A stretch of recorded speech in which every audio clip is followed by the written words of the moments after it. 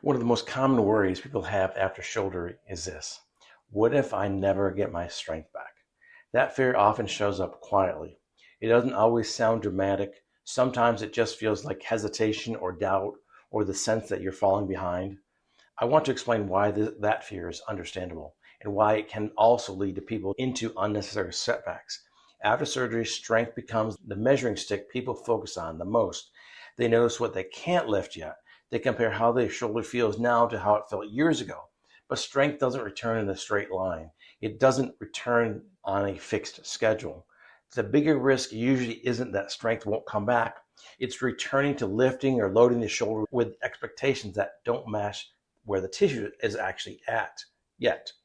When expectations run ahead of healing, frustration builds. People push on days they should steady, or they judge themselves harshly when the shoulder isn't ready to cooperate. That doesn't mean they're being reckless. It means they care about getting back to normal.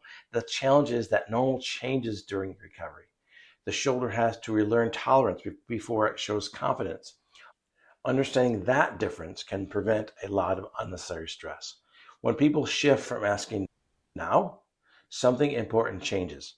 Why am I still weak to what is my shoulder ready for right now?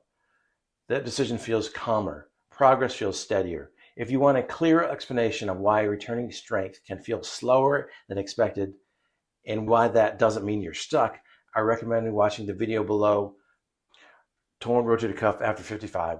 Don't rush into surgery. And if you're recovering after surgery, the free post-op shoulder surgery checklist is linked in the description below as well.